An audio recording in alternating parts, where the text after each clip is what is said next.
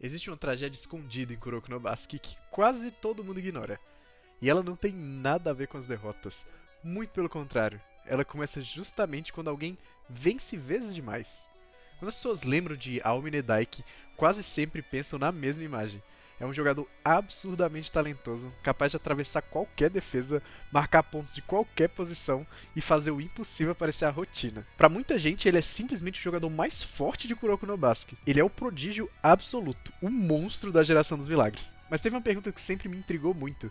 Se o Omni Daiki ele é tão bom, por que ele sempre me pareceu um personagem tão vazio? Eu quero que você repare muito bem. Em praticamente todas as aparições dele antes do confronto contra Seirin, ele não transmite nenhum tipo de alegria, ele não comemora, ele não vibra, ele não demonstra aquela paixão que normalmente a gente espera de alguém que é considerado um gênio do esporte. Em vez disso, a gente vê um garoto extremamente cansado, entediado, desinteressado, alguém que entra na quadra já sabendo exatamente como a história vai terminar. E talvez seja justamente aí que tá a maior ironia de toda essa obra. Enquanto a maioria dos protagonistas de animes luta desesperadamente para alcançar o topo, o Omine Daiki meio que já nasceu lá. E descobrir que não existe mais nenhum lugar para subir pode ser uma das experiências mais solitárias que alguém pode viver. E é muito curioso pensar nisso, porque geralmente a gente associa sucesso com felicidade. A gente cresce ouvindo, né, que basta ser o melhor, basta a gente vencer, basta alcançar nossos objetivos, que quando a gente finalmente chegar no topo, tudo vai fazer sentido. Só que Kuroko no Basket ele faz uma pergunta que ela é um pouco desconfortável se você parar pra pensar.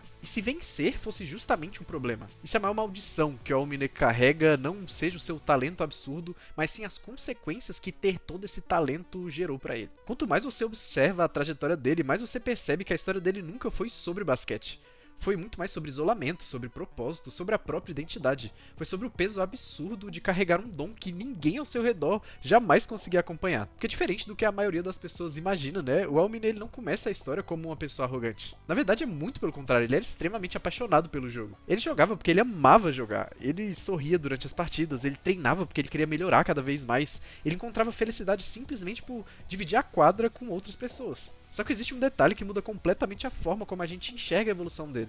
Porque aquele garoto, ele desapareceu muito antes de se tornar o jogador frio que a gente conhece. E é muito difícil de você perceber o momento exato que isso aconteceu. E a minha ideia com esse vídeo é a gente dar uma reconstruída em toda essa transformação do personagem. A gente vai entender como um menino apaixonado pelo basquete se tornou alguém que mal queria entrar em quadra. A gente vai analisar como a geração dos milagres, que parecia representar o auge do talento, acabou criando um ambiente onde vencer deixou de significar qualquer coisa. A gente vai falar sobre ego, solidão, motivação, psicologia esportiva e sobre um sentimento que existe também no mundo real. A dor de ser bom demais em algo e ainda assim sentir que nada daquilo é o suficiente. Porque talvez a frase mais famosa de Omine Daiki nunca tenha sido sobre arrogância em si. Talvez ele tenha sido, na verdade, um pedido silencioso para que alguém finalmente provasse que ele estava errado. E quando a gente entende o verdadeiro significado dessa frase, fica impossível de olhar o Aomine da mesma forma novamente. Se existe um momento só que resume toda a tragédia da Aomine, não é quando ele perde um jogo. Acontece muito antes disso. Acontece quando ele deixa de acreditar que perder ainda é uma possibilidade. Isso muda tudo na vida dele. É muito comum você ouvir as pessoas dizerem que o Omni ficou arrogante porque ele era muito forte. Mas essa explicação é extremamente superficial. A arrogância nunca foi a causa, ela foi só um sintoma de um problema muito mais profundo. Mas para entender um pouco mais disso, a gente precisa voltar do início. Muito antes da famosa geração de milagres se tornar uma lenda, todos eles eram apenas crianças apaixonadas por basquete. Eles treinavam juntos na Teiko, evoluíam juntos e, principalmente, eles se divertiam juntos. Não existia essa distância entre eles e o restante dos jogadores. Não existia esse abismo.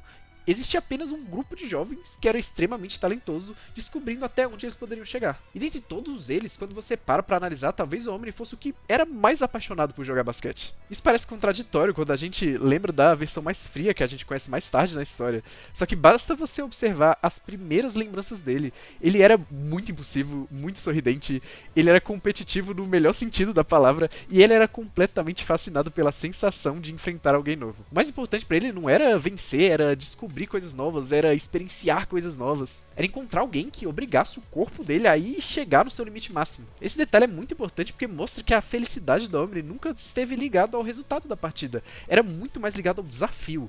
E é exatamente esse desafio que vai começando a desaparecer pouco a pouco. Quanto mais ele evoluía, menos resistência ele encontrava dos adversários. E no começo isso parecia só uma consequência normal do talento que ele tinha. Um jogo fácil aqui, outro jogo fácil ali. E pouco a pouco aquilo acabou deixando de ser uma exceção. E aconteceu a pior coisa que podia acontecer. Tudo aquilo virou uma simples rotina. Existe um conceito bastante conhecido na psicologia chamado estado de fluxo, ou flow state. Isso é aquele momento que uma atividade exige exatamente o máximo das suas capacidades. Não é uma coisa fácil demais para te deixar entediado, nem possível demais para te deixar nervoso. Você simplesmente perde a noção de tempo porque você está completamente envolvido e imerso naquilo. E é exatamente nesse estado que a gente costuma alcançar, né, as maiores satisfações durante a nossa vida. Só que eu quero que você imagine uma pessoa conseguir viver o completo oposto disso que eu tô falando. O oposto do estado de flow. Imagina você entrar em quadra sabendo que nada do que seu adversário fizer vai ser o suficiente.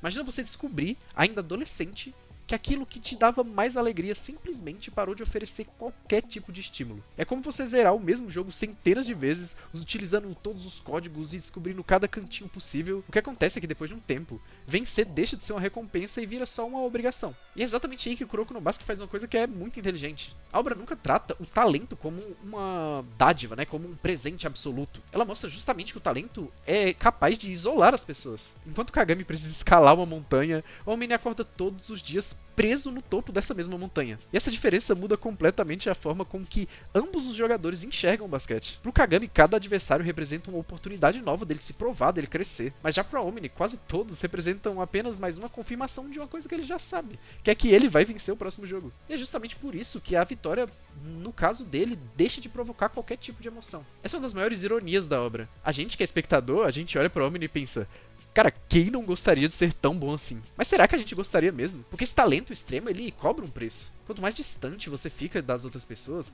mais difícil se torna encontrar alguém que realmente consiga caminhar do seu lado. Esse isolamento aparece diversas vezes na construção do próprio personagem e de outros também. E a famosa frase onde ele afirma que o único capaz de me vencer sou eu mesmo, costuma ser interpretado basicamente como uma arrogância, uma soberba do personagem. Só que existe uma segunda leitura muito mais interessante. Quando a pessoa diz isso sorrindo, de nariz empinado, eu concordo, aí realmente é soberba. Só que quando a pessoa diz isso sem entusiasmo nenhum, com o olhar frio, depois de anos sem encontrar um rival sequer, essa frase ela soa muito mais como uma sentença, sabe? Essa frase ela revela a falta de esperança de alguém que sabe que nunca vai ser surpreendido. Isso fica muito mais evidente quando a gente observa a relação do Aomine com o Kuroko. Os dois sempre pareceram completos opostos um do outro. O Kuroko acredita que o basquete só existe porque tem 5 jogadores juntos ali, dividindo a mesma quadra. E o Aomine, ele já acredita que não importa quem tá jogando com ele, não importa quem tá jogando do outro lado, ele é simplesmente melhor do que todo mundo e aquilo não importa de jeito nenhum. E o mais curioso é que um dia eles pensavam exatamente igual. Os dois amavam jogar em equipe, os dois acreditavam no coletivo, mas a realidade foi empurrando o Aomine para outro caminho. Sempre que seus companheiros não conseguiam acompanhar seu ritmo, ele precisava resolver tudo sozinho. Sempre que o adversário parecia equilibrar a partida, bastava o Aomine pisar um pouquinho o pé no acelerador e o jogo simplesmente acabava. E sem perceber, ele começou a associar o coletivo com a limitação. Não que ele desprezasse os amigos dele, mas porque o crescimento dele aconteceu rápido demais. Existe uma cena muito simbólica durante o passado da Teiko, em que a gente percebe que até mesmo os próprios companheiros dele começaram a enxergar ele como uma força da natureza, sabe?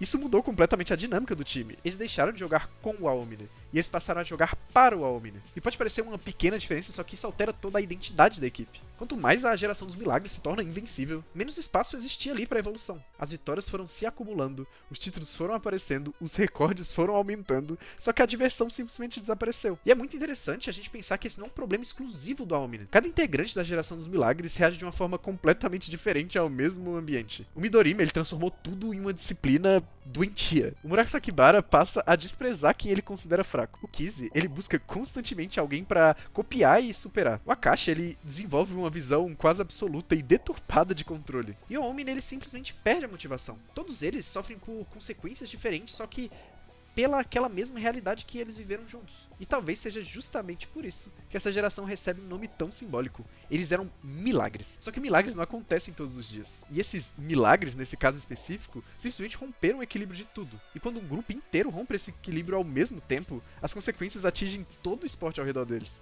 E é nesse mesmo ponto que surge uma pergunta um pouco desconfortável. Será que o Aomine realmente queria continuar vencendo? Ou será que ele só queria encontrar alguém capaz de fazer ele voltar a sentir aquilo que ele sentia quando ele era mais novo? E essa pergunta acompanha toda a segunda metade da trajetória dele. Porque apesar de toda a confiança dele, existem pequenos momentos em que a expressão dele muda completamente diante de jogadores que finalmente conseguem desafiar. E é justamente aí que a história começa a caminhar para a maior transformação do personagem. No começo desse vídeo eu falei que a maior tragédia do Aomine não foi perder. Na verdade, foi vencer, né? E eu acho que depois de você analisar toda a trajetória dele, dá pra dizer que a frase que eu falei não foi clickbait e nem nada do tipo. Porque no fim, o Aomni ele conquistou aquilo que todo atleta sonha em alcançar um dia, que é realmente se tornar o melhor naquilo. Só que ele descobriu que não necessariamente ser o melhor tá associado a você ser feliz fazendo alguma coisa. Durante boa parte da história, parece que o verdadeiro conflito do Aomni é encontrar alguém capaz de derrotar ele.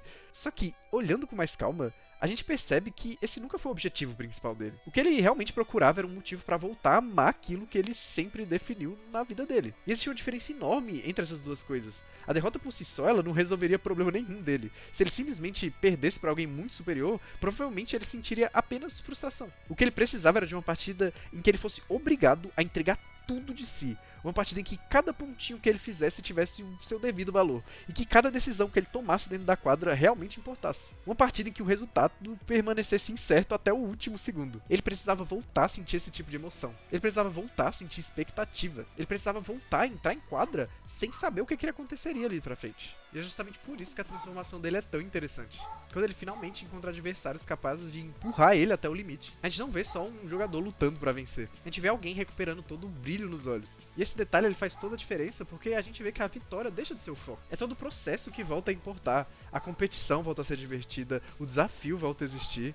E no fundo essa sempre foi a mensagem escondida por trás de toda a jornada da Omni. O talento, sem sombra de dúvidas, é uma dádiva, mas quando ele não encontra propósito nenhum, também pode se transformar numa prisão. Essa talvez seja uma das razões pelas quais o Aomni continua sendo um dos personagens mais marcantes de Kuroko no Basket. Ele não representa só um atleta genial, ele representa um medo escondido que existe na vida de qualquer pessoa, que é o medo de você finalmente alcançar aquilo que você sempre desejou e descobrir que aquilo sozinho não é o suficiente para preencher todo o vazio que a gente tem por dentro. E essa é uma reflexão que vai muito além do basquete. Ela vale pra quem estuda anos pra passar num concurso público, pra quem sonha em abrir uma empresa, pra quem quer viver de internet igual eu, pra um artista, pra um músico, pra todo tipo de pessoa que coloca a sua felicidade, atrela a sua própria felicidade à linha de chegada. Porque quando a gente chega lá, tem sempre uma outra pergunta esperando por nós, que é o famoso: e agora, o que eu faço? Talvez a felicidade nunca tenha estado em vencer. Talvez a felicidade ela é muito mais em você sempre ter um motivo além pra continuar evoluindo. E eu acho que é exatamente por isso que a história do Aomni ela continua tão atual. Porque é uma história que lembra pra gente que não é o topo que dá sentido à caminhada. O que dá sentido é a própria caminhada, é o próprio processo. Agora eu quero saber a sua opinião. Você acha que o Aomni realmente voltou a amar o basquete como antes no final da obra? Ou você acha que aquela paixão